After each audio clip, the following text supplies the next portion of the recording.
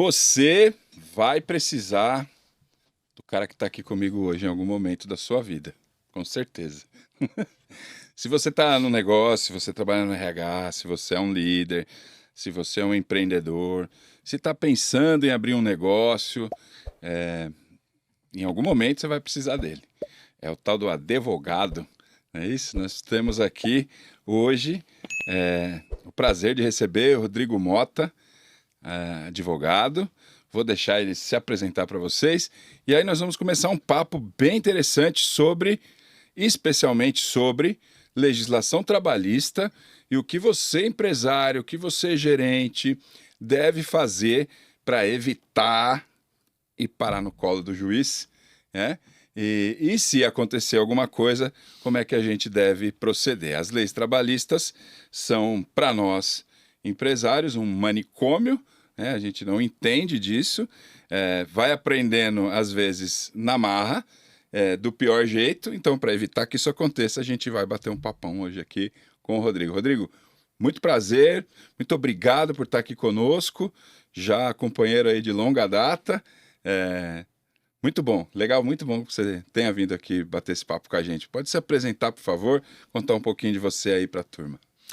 Bom, eu que agradeço, Daniel, obrigado. Parceria, eu vim para cá fazendo a conta dessa parceria, a gente já está quase 14 anos juntos. Puxa vida. Né? Bastante tempo. Eu, então, sou advogado, eu trabalho principalmente para empresas, no direito trabalhista voltado para empresas. Então, meu escritório quase exclusivamente atende o empresário e a empresa dele. Né? A gente não tem um escritório de porta aberta na rua para atender todas as pessoas, não. Okay. É o empresário e a sua empresa. E 95% do nosso volume é trabalhista empresarial. Certo. Né? Faço isso há 22 anos. Então, inclusive, na semana passada eu completei 22 anos como advogado, que eu recebi a minha carteira. Boa. Fui advogado da antiga Telesp. Okay. Né? Então, ali a gente, de fato, teve muito trabalho. Você participou do processo de transição? Eu peguei o final do processo de privatização. Beleza. O final do processo de privatização. A época era até engraçado que a gente era chamado de Super 15. O advogado chegou o Super 15, o doutor Super 15, né? Tinha, quando eu estava mudando para Telefônica. Sim. Né? E então eu fui advogado deles, fui professor do ensino médio técnico e do ensino universitário na cidade onde eu atuo e resido, que é Osasco. Fiquei lá lecionando por quase 10 anos.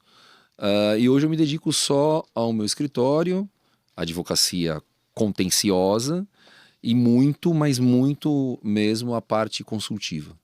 Que é a parte consultiva que salva a empresa, não é o processo. Eu costumo dizer que o bom advogado não é aquele que ganha processo, é aquele que evita processo. Essa é a ideia. Essa é a palavra-chave, evitar o contencioso. E aí, de vez em quando também dá as caras lá na QualiLife para ensinar, dar cursos lá para o pessoal que nos contrata nos cursos de gestão, de liderança. Sempre muito elogiado pela turma. Que é uma das coisas que eu confesso que eu mais gosto de fazer, é dar treinamento. Boa. É uma das coisas que eu amo, tanto que eu acho que todas as vezes que você me chamou e falou, Rodrigo, tem como você fazer esse treinamento pra gente? Eu não pensei duas vezes. Às vezes a gente tem até que mudar a pauta, a audiência, chamar um outro colega, porque eu não gosto de perder a oportunidade de dar treinamento. Eu gosto muito. Muito obrigado, muito obrigado. Sempre muito solícito e sempre muito elogiado pelas turmas de treinamento. Muito bem. Rodrigo, tá mais fácil ou mais difícil hoje em dia as relações trabalhistas de maneira geral?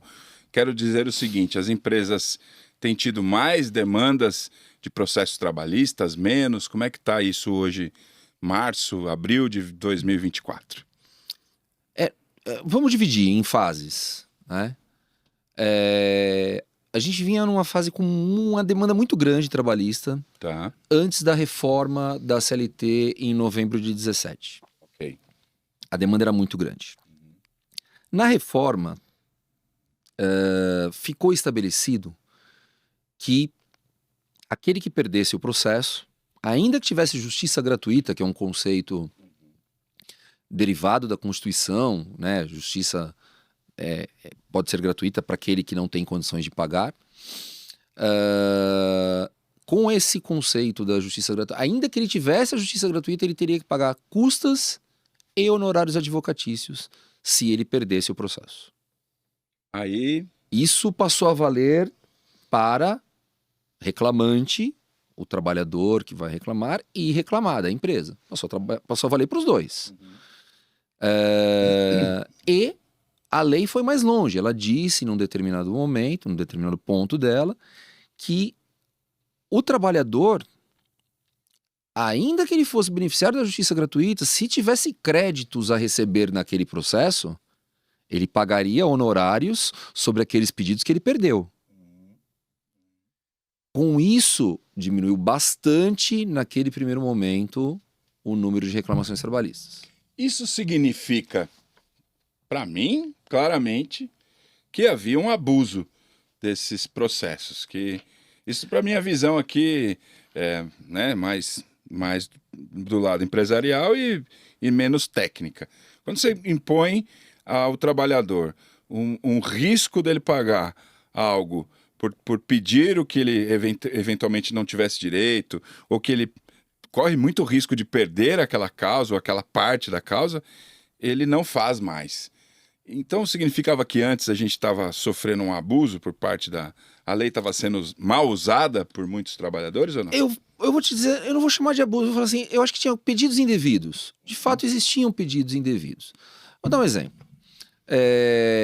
Existem dois pedidos, dois adicionais que a maioria das pessoas conhece, que é a insalubridade e a periculosidade. O cara que faz trabalho insalubre, ou seja, tem risco à saúde dele, ele pode ter um adicional que varia de 10% a 40% do salário mínimo. Certo. E tem o adicional de periculosidade, que é o cara que está sujeito, tem um risco de morte no trabalho dele, Tá. ele ter Cair de um inflamáveis, prédio, ele inflamáveis, explosivos, elétrica, o motoboy. Ok. Esses caras têm periculosidade e 30% sobre o salário dele. São dois pedidos, são dois adicionais possíveis. Existe já há muitos anos o entendimento pacificado que você não tem direito aos dois adicionais. Eu trabalho em condição insalubre e condição perigosa. Eu só tenho direito a um dos adicionais. Só Eu um vou ou optar, outro. eu vou optar por aquele que eu quero. Era muito comum recebermos ações em que o trabalhador requeria a insalubridade e a periculosidade no mesmo processo. E aí, isso gera o quê? O juiz tem que mandar uma perícia técnica. E a perícia técnica vai ser realizada tanto para a insalubridade quanto para a periculosidade. Isso vai gerar o quê? Custo dobrado do perito. Então você tem um custo maior. O perito vai lá no local e fala, é insalubre e é perigoso. O juiz fala, olha, ele tem direito aos dois. O senhor escolha um. Ah, eu quero a periculosidade. Tá bom, mas empresa, você vai ter que pagar os dois laudos periciais. Claro. Porque você perdeu os dois. Então o custo ficava Vai ficando mais alto. E o trabalhador, nesse caso, não pagaria nada. Sofríamos bastante com isso e aí naquele momento caiu. Acabou, a situação começou, os pedidos indevidos ou pedidos exagerados começaram a cair. Eu brinco que os pedidos eram de A a Z, né? Peço A, B, C, D, às vezes acabava o Z, começava A1, B1, C1 e era assim.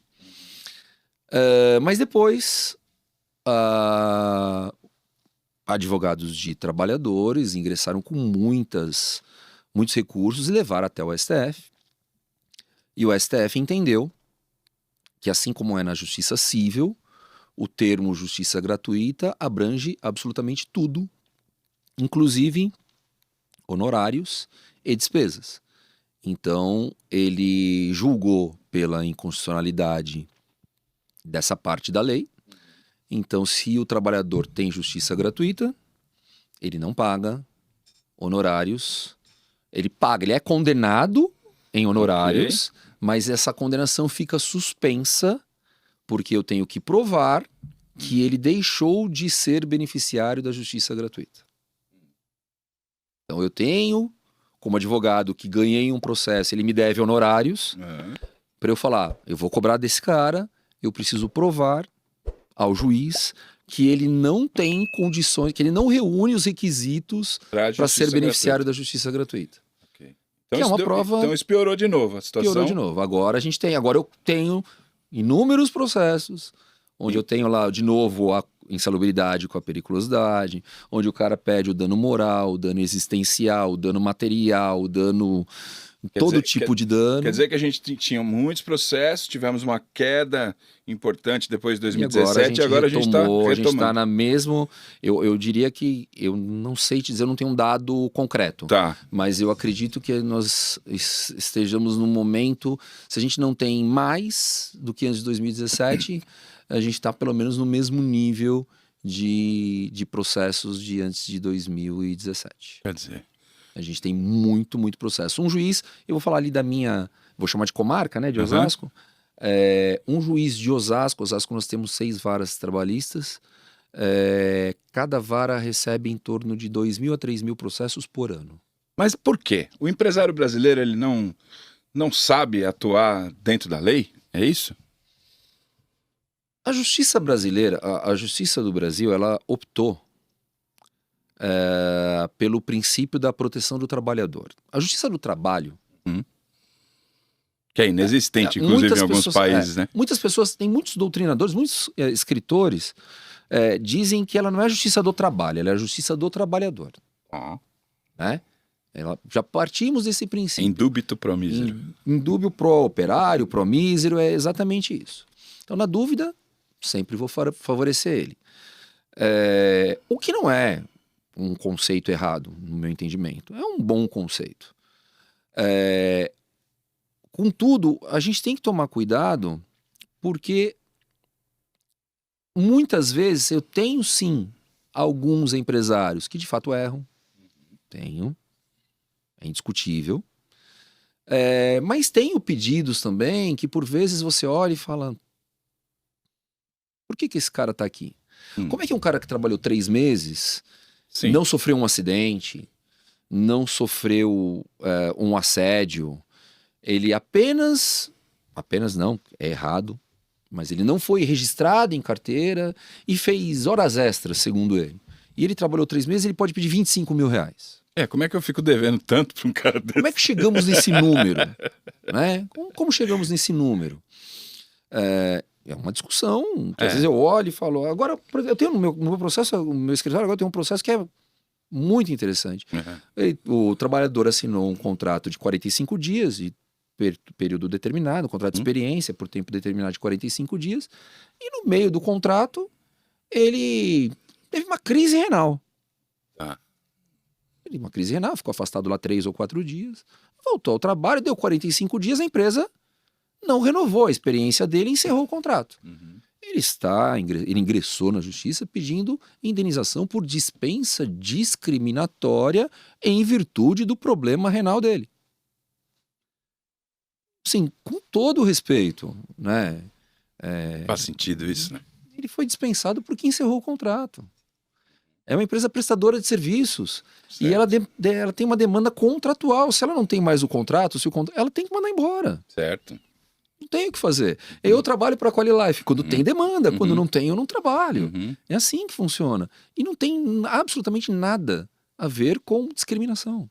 Certo. E aí a discriminação, a lei diz que é quando o cara tem câncer, doenças infecto-contagiosas, sexualmente transmissíveis, e isso se torna algo na empresa que provocou ali uma certa discriminação por um ou por outro, e isso, aí a gente está falando de dispensa discriminatória. O cara tem uma crise renal. Eu sou diabético há 25 anos, quer dizer, então eu processaria todo mundo, porque me mandou embora, se eu trabalhasse para alguém, porque eu sou diabético. Eu tenho que parar depois esse tipo de do processo almoço tá rolando muito, né? Por discriminação dos mais diversos tipos.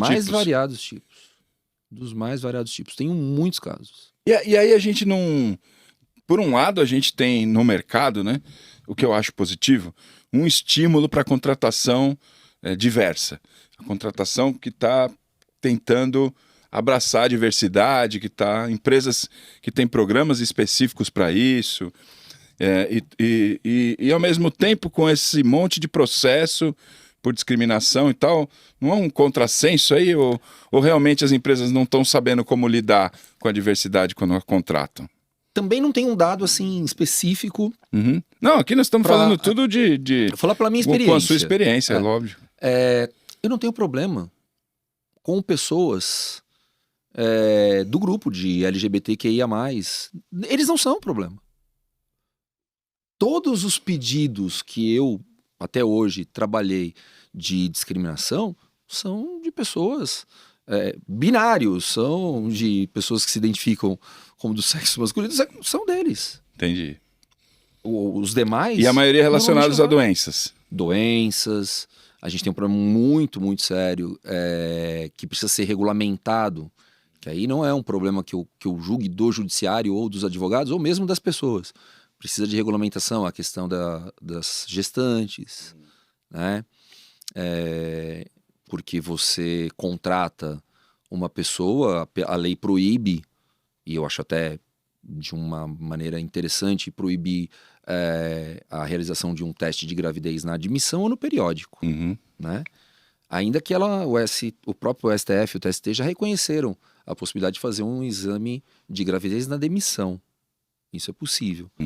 E por que é possível? Porque é uma preservação tanto para a funcionária quanto para a empresa. Tá. Né? Mas você contrata uma pessoa para trabalhar na sua empresa. Não, contratei uma pessoa, a pessoa está lá comigo 6 meses. Mandei embora. Infelizmente, perdi um contrato, precisei dispensar Reduzir a pessoa. Equipe, ok. Indenizei o aviso prévio. Indenizando, tá tudo certo. Ela engravida no 20º dia do aviso prévio indenizado. Tá trabalhando ainda. Não avisou a empresa. Não fez nada. Ela vai ao judiciário, fala que ela não se sente em condições de ser reintegrada ao emprego e vai receber 14 meses de indenização. Isso para o empresário é um baque. É muito difícil. Muito custoso. Imagina outra situação, num contrato de experiência. 45 dias, um contrato de experiência de 45 dias. Ela entrou sabendo que ela seria demitida dali a 45 dias. Esse contrato está previsto, é por tempo determinado. Mas ela engravidou no 40º dia. Vai requerer. Ela é a sua funcionária pelos próximos por mais 14 meses. Então, assim... Será que essas leis que visam, e eu até entendo a boa intenção, né? De proteger a mulher, elas protegem de fato? Protegem ou afastam alguns empresários de contratados. Por isso. E eu sei, assim, toda vez que eu falo isso, em reuniões da própria OAB, em treinamentos, eu apanho bastante. Claro. Né? Apanho bastante. Você é contra? Não, eu não sou contra, não é isso. Eu falo por todas as mulheres empresárias que eu vejo. Eu trabalho com muitas mulheres que são donas do próprio negócio. Ela está no restaurante trabalhando. Aí estoura a bolsa, ela tem que ir para o hospital para fazer o parto. Ela estava trabalhando, empresária. E ao contrário, às vezes você tem caso da mulher que é empregada, ela descobre que está grávida num dia, no outro dia ela não quer mais trabalhar. E tem todos os motivos, e às vezes isso gera, às vezes você acredita, às vezes você não acredita. É muito complicado isso. Então, o STF e o próprio TST entenderam, porque tem uma proteção ao nascitura, criança que ainda vai nascer. É perfeitamente compreensível o entendimento, ainda que eu discorde em parte dele. Mas eu compreendo esse entendimento. Quem tem que mudar isso é o legislador.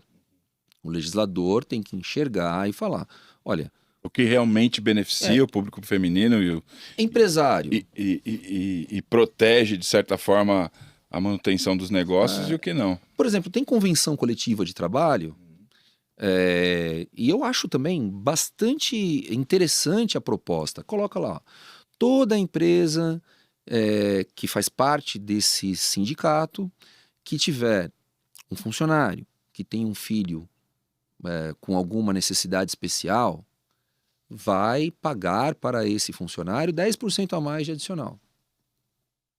É muito, conceitualmente é muito bom, mas tem empresário que põe na ficha de emprego. Você tem filho com E necessidade aí especial? acaba não contratando essa pessoa por conta dessa obrigatoriedade de pagamento adicional. Se tivesse um sistema de contrapartidas, então assim, olha, em troca, nós vamos Difícil, né? Esse dar uma equilíbrio. contrapartida para você, Sim. para que você possa fazer isso, ficaria mais fácil. Empresas grandes, mais poderosas, mais bem estruturadas, às vezes têm condições e até criam programas internos nesse sentido, que é muito positivo. Mas você impor isso a todas as empresas, né, indiscriminadamente, o cara que está começando um negócio, que tomou um empréstimo no mercado, às vezes, para pôr um negócio para funcionar, isso às vezes inviabiliza certos negócios, né? E sem contar que assim, mais de 50% dos negócios são de empresas de micro e pequeno porte. Sim. Né? A gente está falando de um país Que é que ele é tocado micro e pequeno. Tocado por micro e pequenos empresários. Você tem pouquíssimos grandes empresários que têm condição de fazer isso. Sim. E pior, a grande maioria deles concorre, quando produz alguma coisa, com gente que não tem regra nenhuma. Exatamente. Principalmente nós vamos falando de mercados que sofrem com importação e tal. Então, você tem hoje mercado calçadista. Não vai para frente, não consegue ir. Sim. O mercado têxtil. A gente está sentindo aqui no ABC a dureza que é manter e tocar o negócio dos automóveis, a indústria automobilística. Como é que eu vou disputar com um gigante que produz carro elétrico a um custo muito baixo e só está sendo caro aqui porque ainda não estou produzindo aqui? Sim. Porque o governo agora ele aumentou o imposto de importação justamente para forçar eles a virem para cá produzir. Eles vão vir para cá produzir. Dá mais 3 anos eles estão produzindo aqui dentro. Como é que eu vou disputar com eles? Não vou conseguir produzir.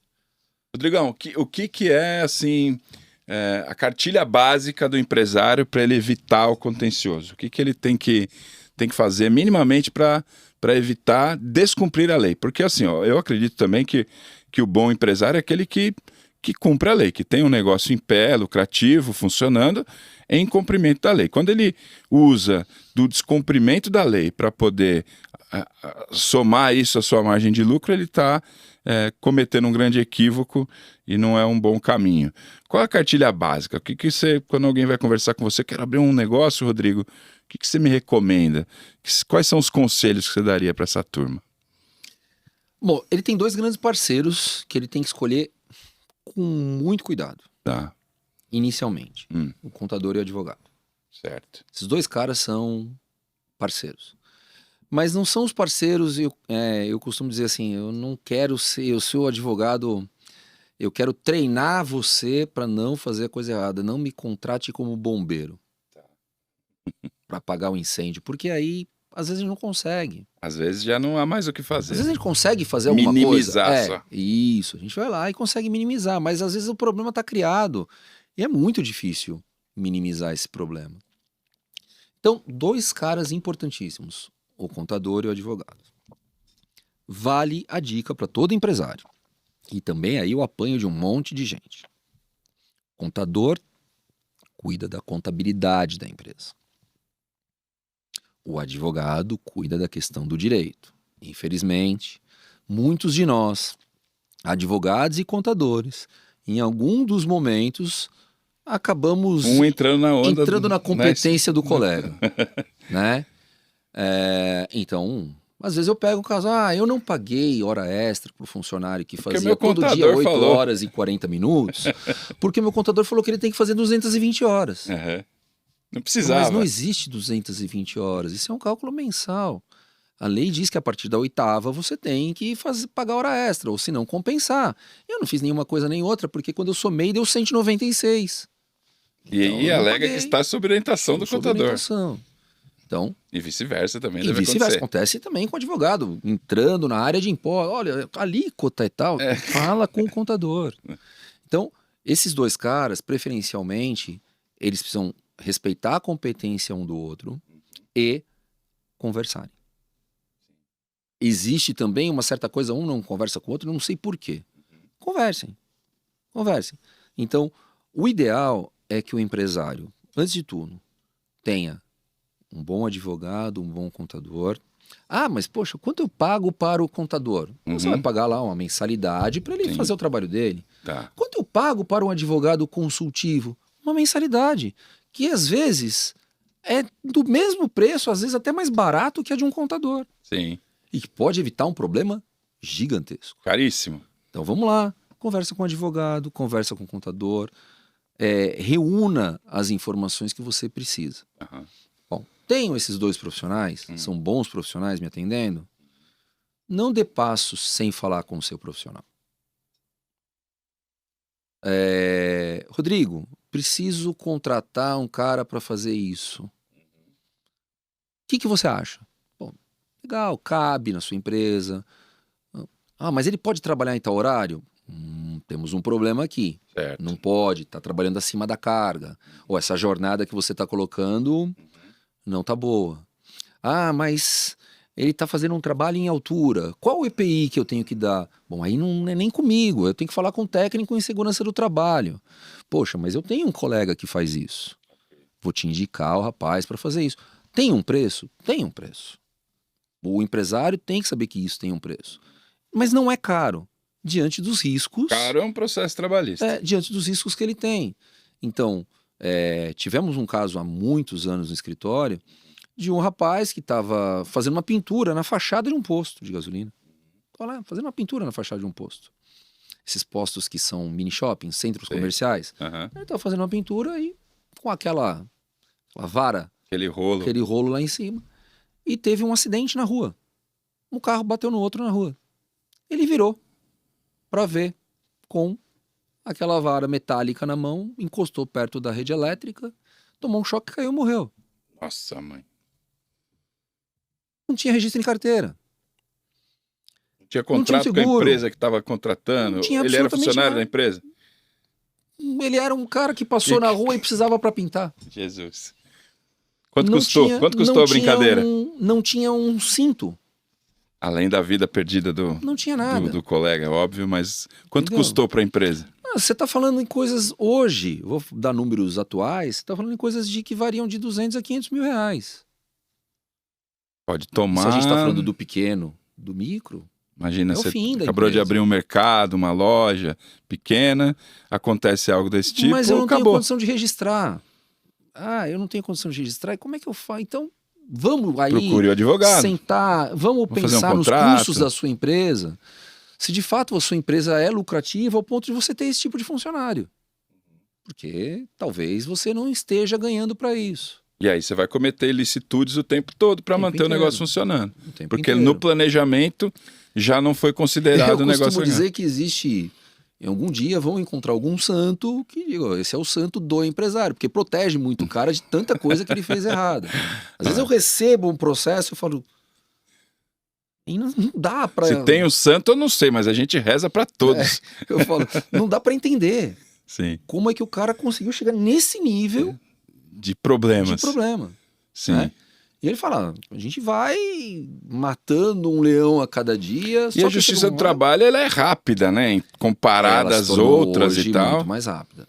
Hoje ela se O processo tornou muito mais trabalhista hoje, do momento que o funcionário abre esse processo até o fim dele, demora quanto tempo hoje? Ou as primeiras até audiências o e tal? TST, vamos dizer, até o TST. Eu acabei de ter um processo que retornou agora do TST com um agravo interno, que é um recurso dentro do próprio tribunal.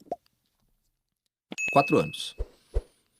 Mas as primeiras audiências e tal já ocorreram muito rapidamente depois da... Tem coisa, a lei diz, a CLT diz que a empresa tem que ser notificada até 5 dias antes da audiência.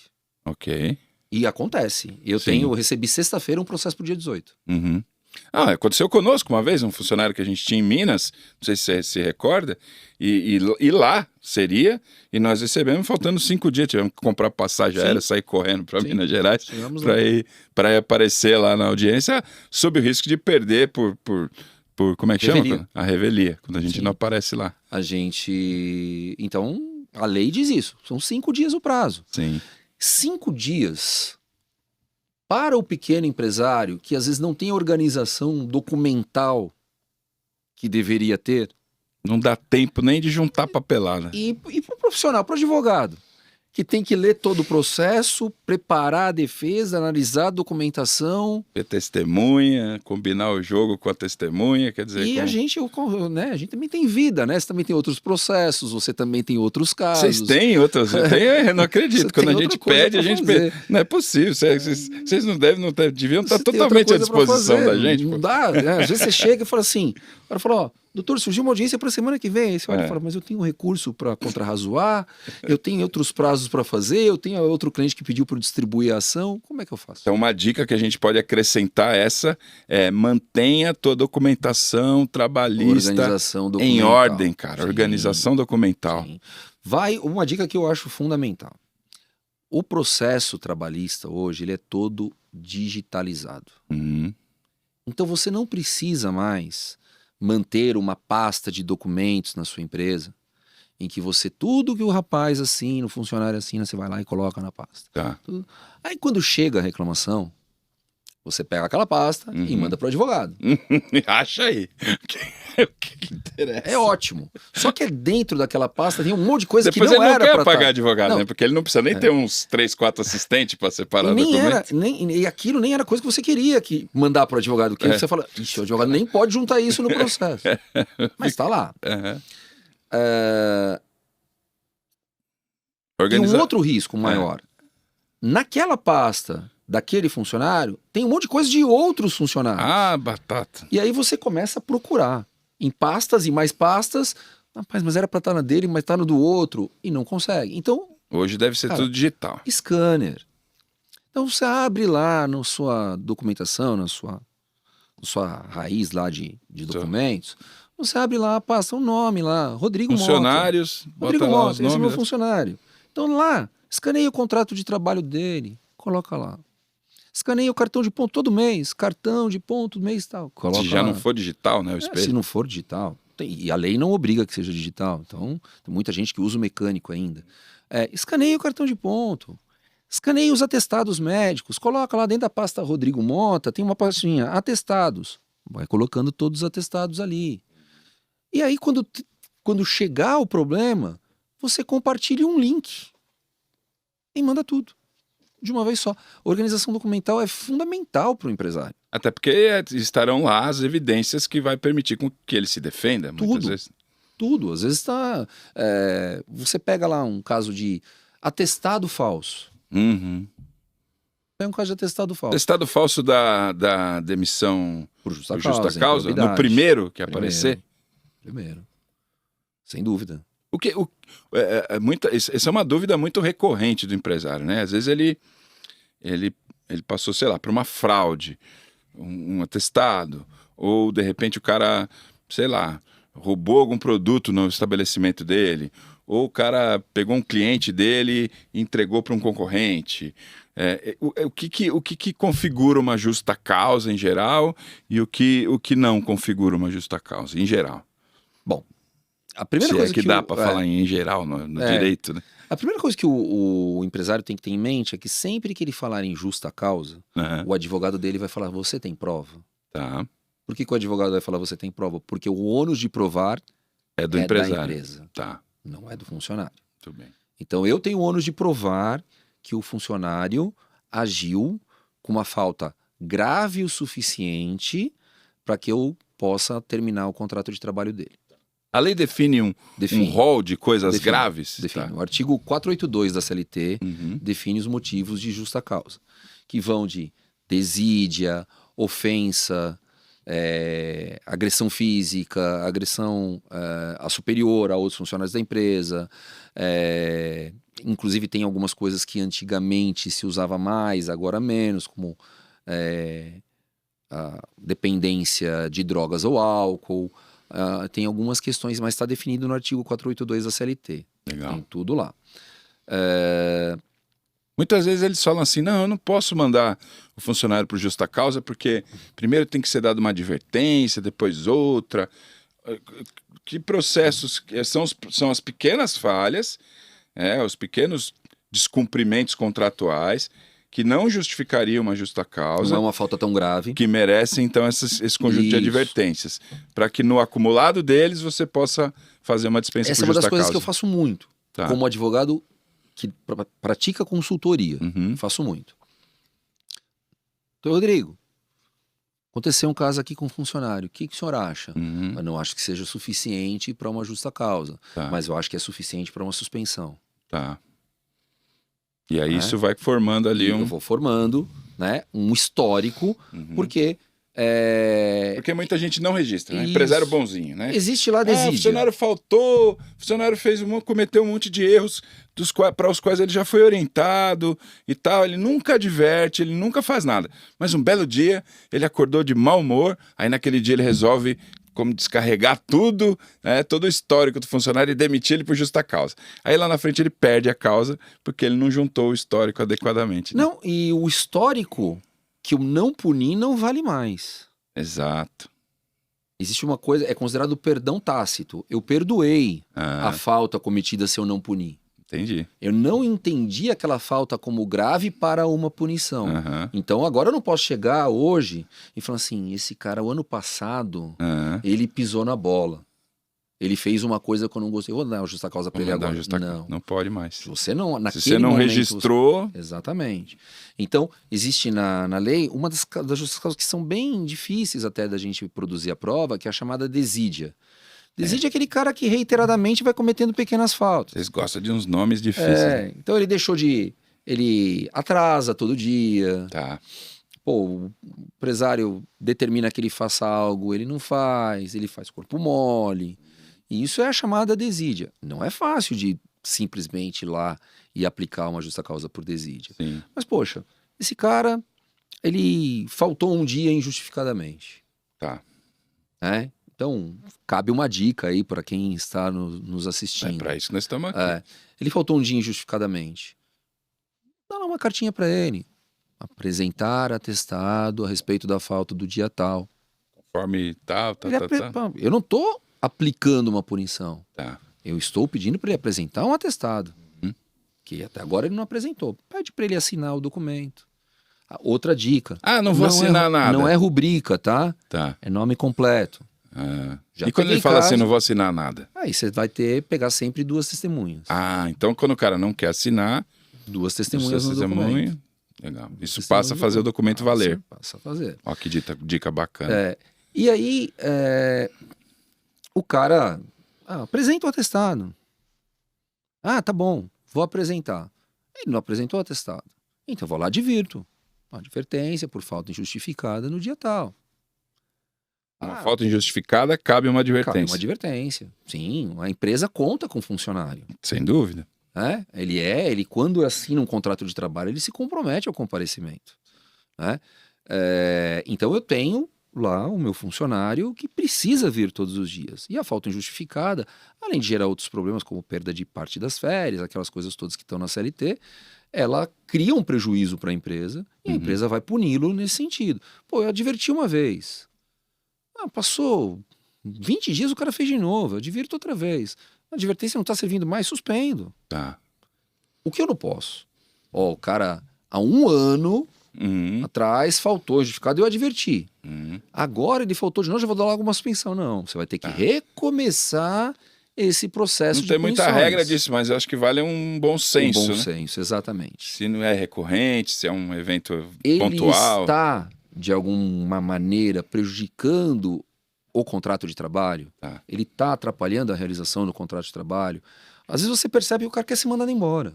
Certo. O que faz, hein, que essa turma que quer ser mandada mandada embora?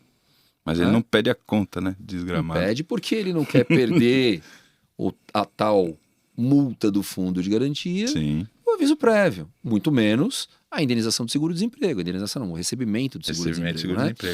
Né? Ele não quer perder.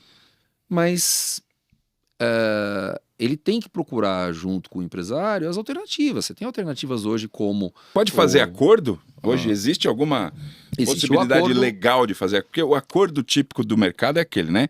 Eu finjo que te demito, pago os 40% lá da multa e você me devolve. Isso é ilegal, né? Porque a multa é depositada na conta dele. Muitas vezes ele não vai te devolver. Mas isso é legal? Isso já pode fazer? Não pode. Não pode.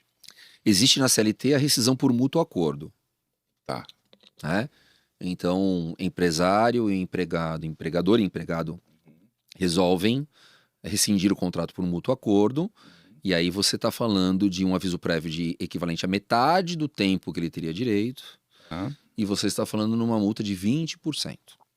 Isso é legal. É legal, Tá. tá? Só que tem alguns problemas para ele também. Ele só vai sacar 80% do fundo de garantia e ele não tem direito ao seguro-desemprego. Não topa, né?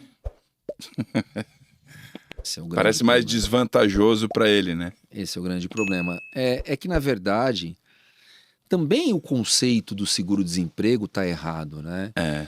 Às vezes eu ouço um empresário falando assim para mim, doutor, eu não registrei ele porque ele estava quer. recebendo seguro-desemprego. Ele falou que não ia ficar sem receber o seguro-desemprego, que é o direito dele. E na minha cabeça não entra isso, porque eu prefiro receber pelo meu emprego Claro. do que receber um benefício porque eu não estou trabalhando. Então, assim, eu não quero receber Na seguro-desemprego, eu quero receber prática, salário. na prática, né, isso depende muito do salário, né? Claro, se você estiver falando de um salário baixo, que o seguro-desemprego ele quase se equipara Mas às vezes a até maior. tal, Sim. o cara vai As parcelas do optar por isso. seguro-desemprego hoje, dependendo do salário que ele tinha, Uhum. elas são maiores do que a Do que o parcela salário do que ele salário é. mínimo. Então, Do que o salário mínimo. aí fica duro competir com isso. Mas tem uma coisa, tem um erro nisso tudo.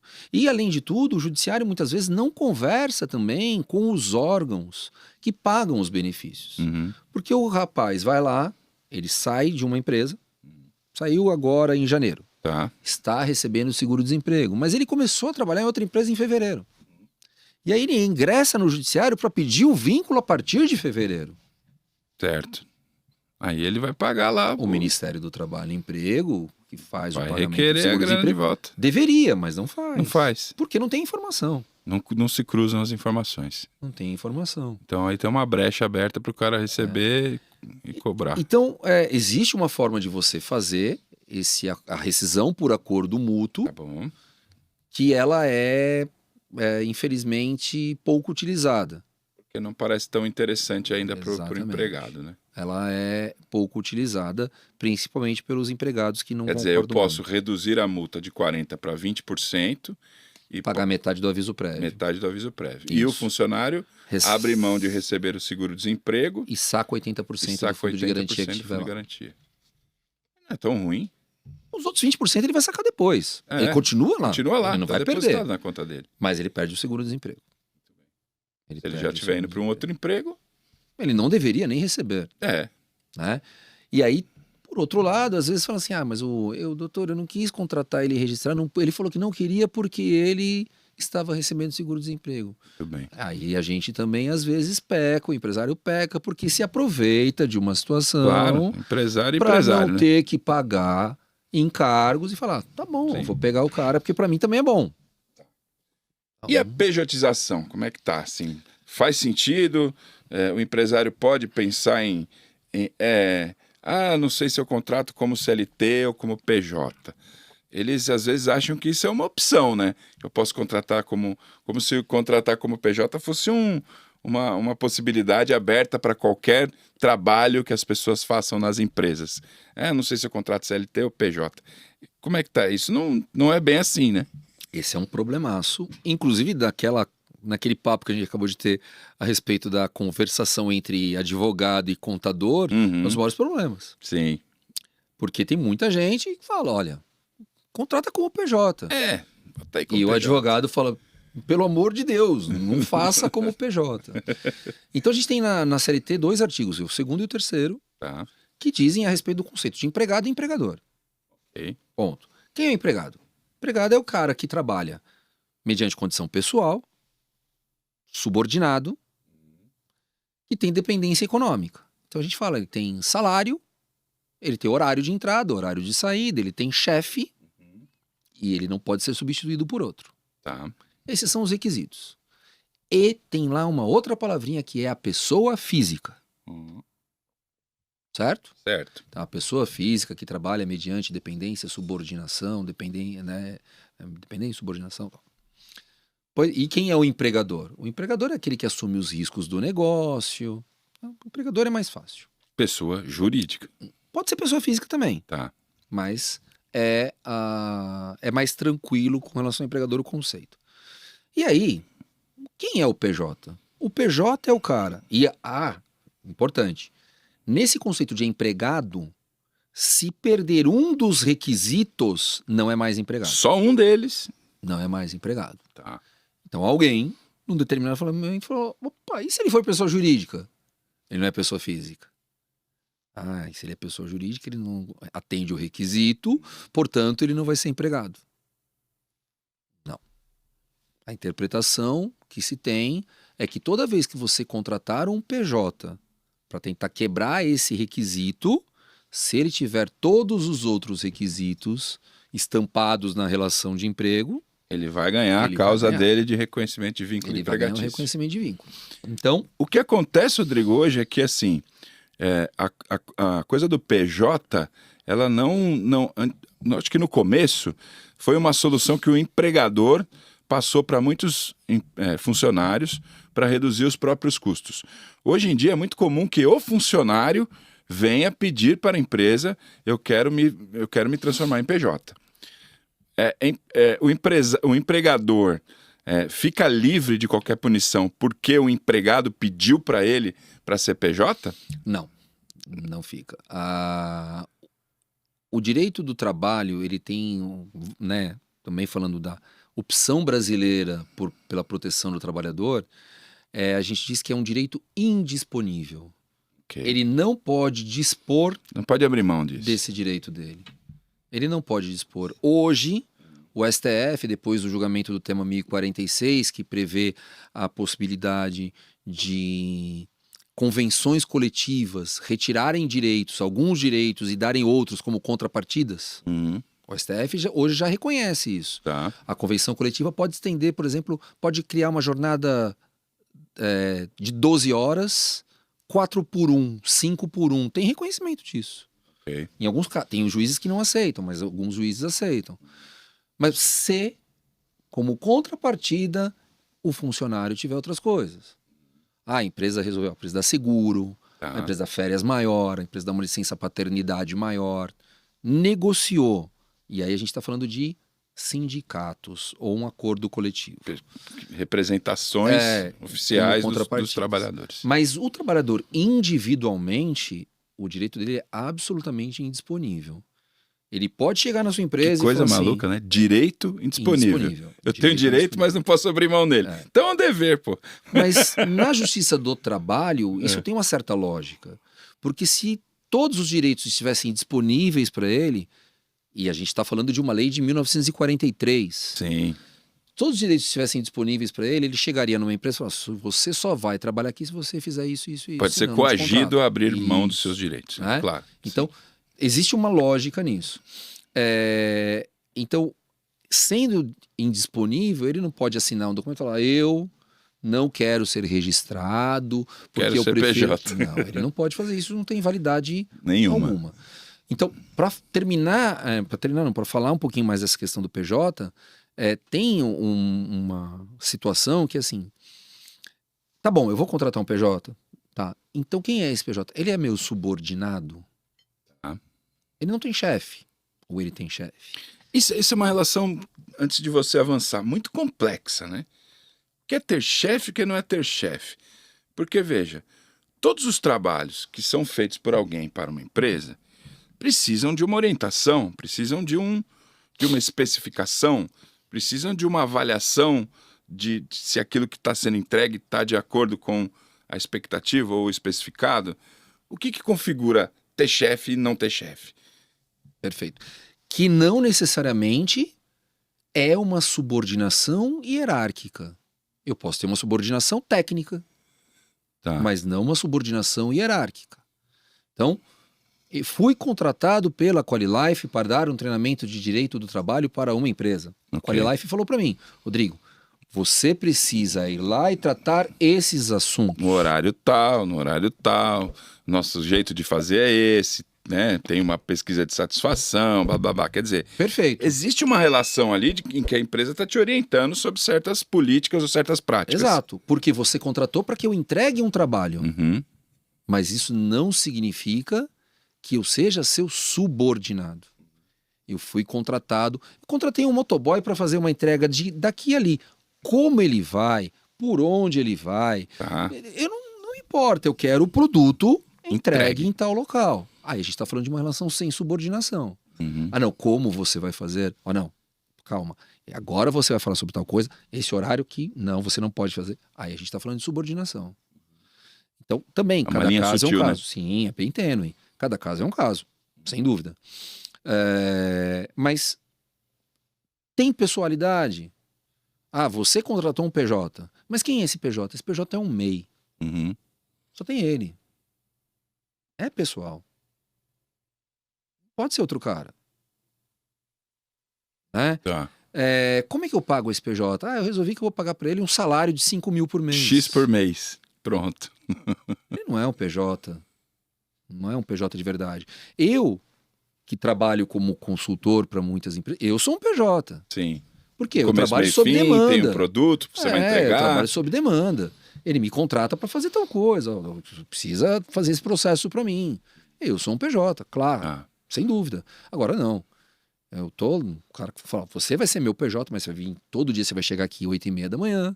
uhum. Tem aquela mesinha ali que é a sua mesa, né?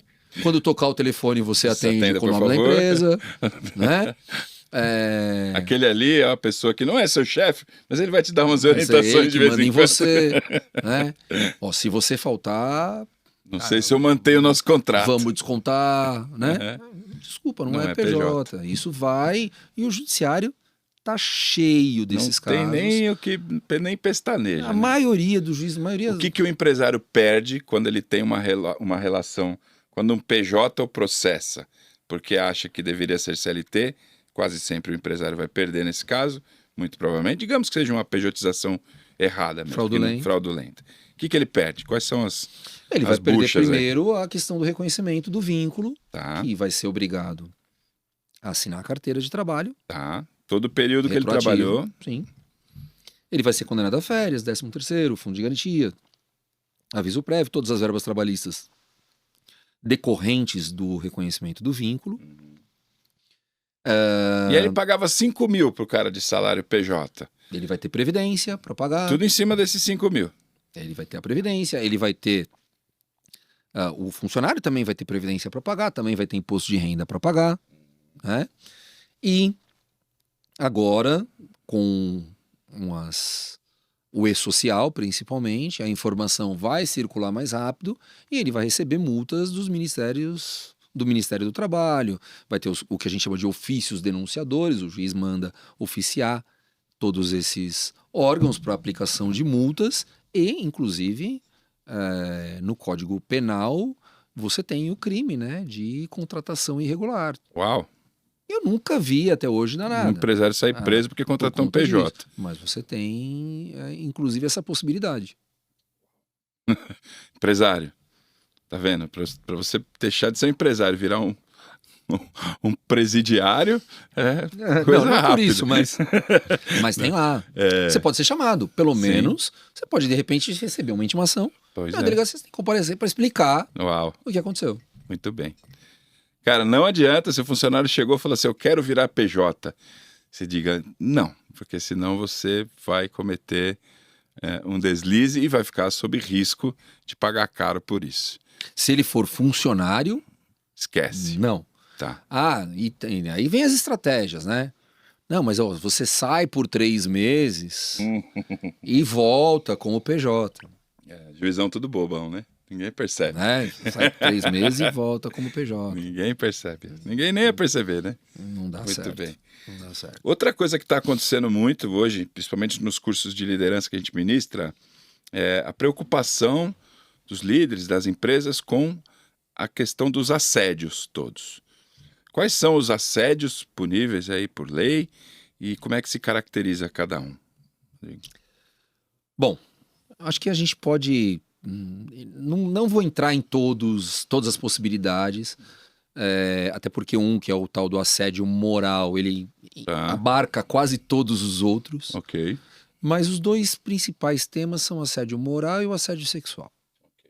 Né? São os 2 principais temas. O que caracteriza um assédio moral? Exigir trabalhos superiores às forças do trabalhador, Mas, além de tudo da rescisão indireta, né? É rescisão indireta. Guarda essa palavra, depois nós vamos falar além isso. de tudo da É quando o rescisão funcionário manda a empresa embora, né? Exatamente. Tá bom. Além de tudo da rescisão indireta. Então, vou dar um exemplo, tá? Hum. Tinha um funcionário numa empresa Uhum. que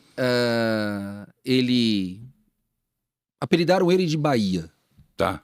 Porque ele era da Bahia e o Bahia. É.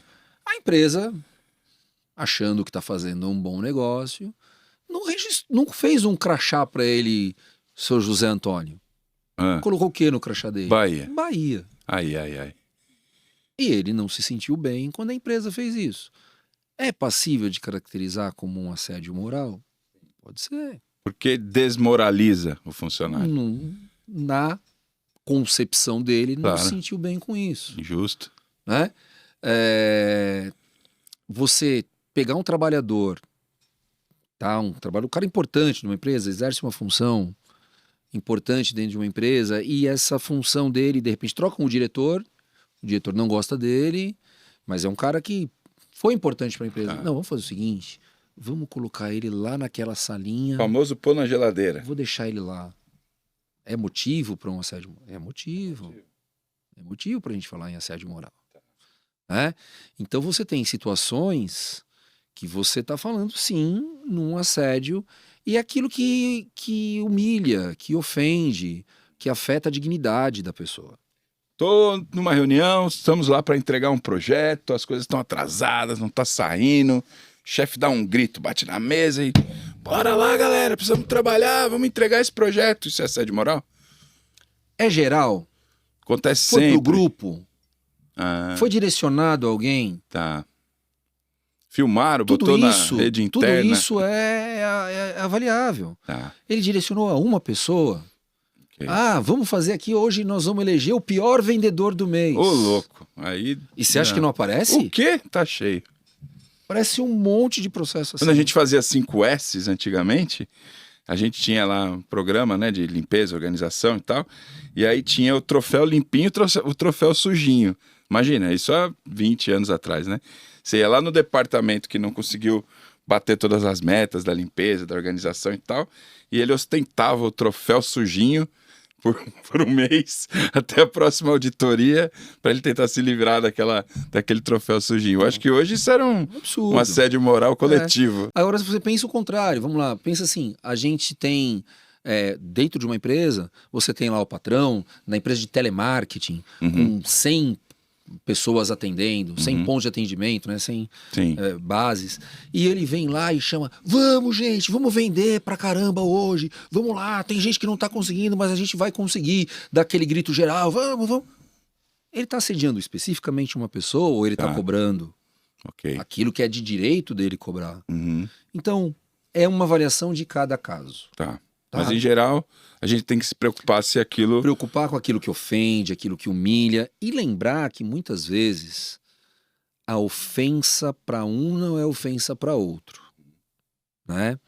Então, eu tive um caso há muitos anos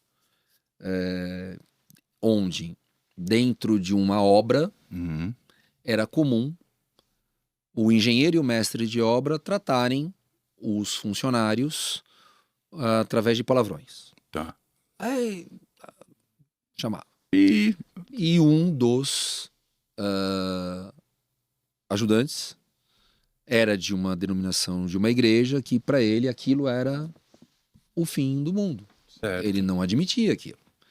E ele chegou a pedir para o engenheiro e o mestre de obra que não utilizasse Mas aquelas aquilo palavras, aquela com ele. maneira de... Ao invés deles aceitarem, acolherem aquele pedido, eles diziam para todos os outros que não era para chamar o Pi de Pi, porque ele não gostava que a igreja não deixava.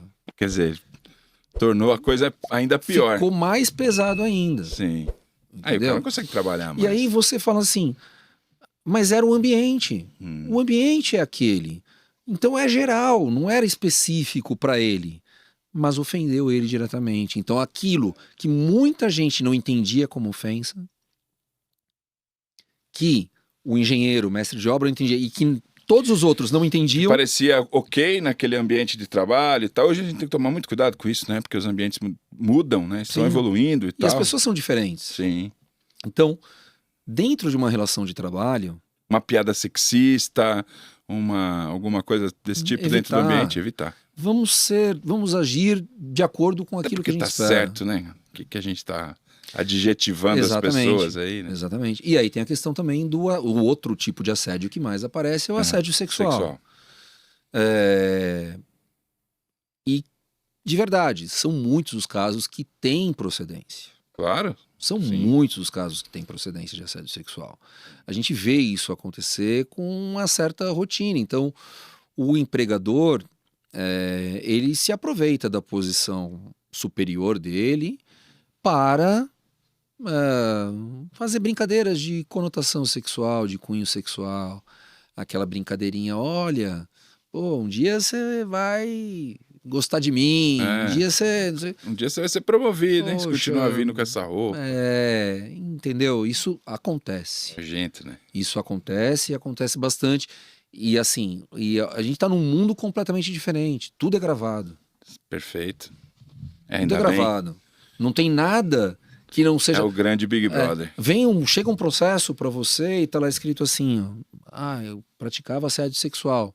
Aí, imediatamente, você vai olhar o processo. Será que o cara praticou assédio sexual? Aí tem um link lá pra você ver a gravação. Pra você ouvir a gravação ou ver o vídeo. Sim. Aí você fala, e agora?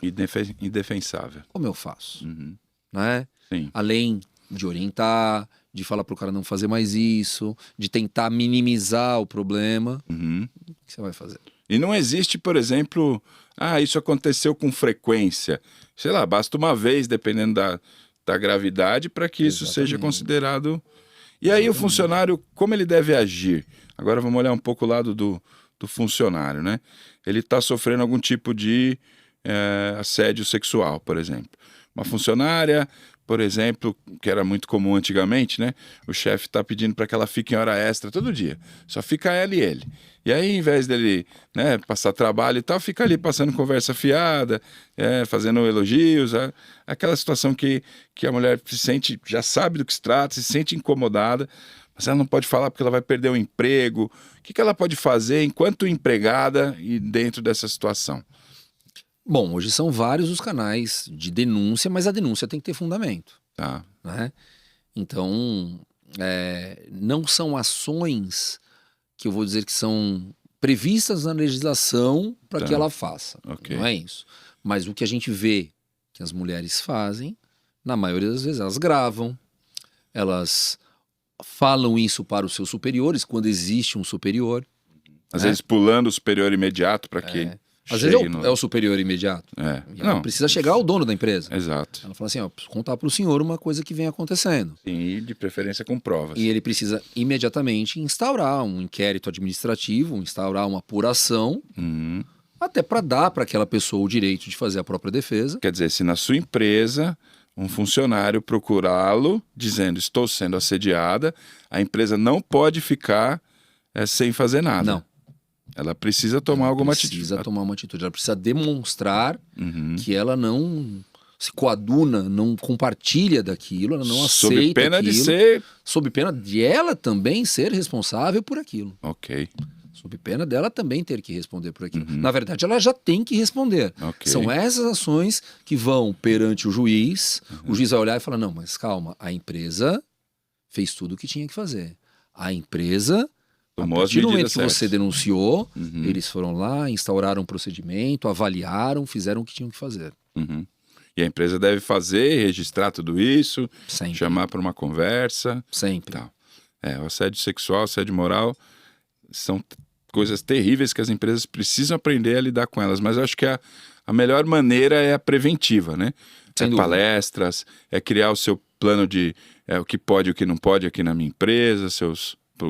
condutas, códigos de conduta, você deixar muito claro o que pode e o que não pode para que a gente não tenha problema, né? A gente escreve lá código de conduta para muitas empresas. Sim. Mas eu sempre coloco como regra básica a participação, na grande maioria, 100% das vezes, dos donos. Uhum. Se é uma micro, uma pequena empresa, Sim. eu preciso dos donos, porque se eles não participam da elaboração do código, eles não vão cumprir depois. É uma maneira também de passar a cultura da empresa através do código, né? E eles não cumprem depois, infelizmente. Eles mesmos. E se eles não cumprem, não funciona, não tem um código. Claro, não tem espelho, Não tem um verdade código. naquilo. Né? Exatamente, não tem um código lá para fazer aquilo que precisa ser feito.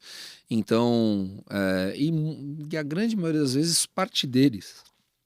O assédio moral, o assédio sexual. É muito comum que partam dele, porque se sentem poderosos, né? Se coloca nessa posição. Né? Mas o pessoal que está na mesma linha hierárquica, quer dizer, 2 colegas de trabalho, 2 analistas, também pode acontecer um assédio, também não é uma punição que vem só se você for chefe. Sem dúvida. E a adoção pela empresa de políticas que proíbam, que coíbam esse tipo de coisa.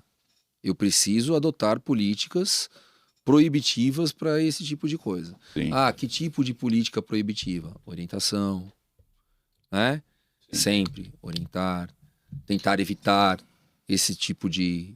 Quando você vê que o relacionamento tá chegando a um nível desse, chamar os envolvidos, tentar evitar. Bom, a gente que é lá de trás sabe né, que muitas empresas até hoje têm a política de não permitir relacionamento de funcionários que trabalham no mesmo setor. E pode isso aí? Eu não vou dizer que... Legalmente você pode colocar lá que não pode namorar o a coleguinha. lei nunca proibiu, assim, efetivamente. Tem muita discussão a respeito disso. A lei não é clara nesse sentido. E aí vale também o bom senso. Por que eu evito? Eu evito isso para não permitir que essa relação entre eles prejudique o trabalho. Claro, eu entendo que, assim, na maioria dos casos essa relação não ajuda, não é muito bem-vinda. Mas a preocupação era essa, assim, a empresa pode colocar no seu código e dizer, não pode haver, se o fulano do departamento de compras começar a namorar a fulana da RH, um dos 2 vai ser demitido. Ela pode fazer isso, criar essa regra? Nos nossos, eu vou falar daquilo, não é que ela não pode, se ela colocar, ela tem que saber que em algum momento isso pode se voltar contra ela, tá? Naqueles que eu atuo, normalmente nós colocamos assim, que a empresa não aconselha nem orienta. Não recomenda. Não tem a recomendação, ela recomenda que isso não seja realizado. Tá. Porque isso pode, de fato, prejudicar a empresa. Pode prejudicar o trabalho, pode prejudicar eles. Sim. Né? Quantos não são os casos de envolvimento? Bom, vou falar da minha faculdade lá atrás, 25 anos atrás. O professor se envolve com a aluna. Como é que faz numa relação como essa? Como é que... É proibido? Não é proibido. Complicado, né? Não é proibido. É aconselhável? Tudo posso, nem tudo devo, né? Então não é aconselhável, entendeu? Mas juridicamente a gente não tem suporte suficiente para determinar que isso pode, que isso não pode. Acabou, você pode recomendar. Se é uma empresa maior, que você tem a possibilidade de fazer transferência de setor, a transferência, nesse caso, ainda que o funcionário não dê anuência a esse tipo de transferência, você pode realizar. Você vai conseguir. E você vai conseguir provar. Eu fiz essa transferência porque eu estava com um problema e não quis mandar embora. Então, eu agi até tentando preservar um emprego, mas...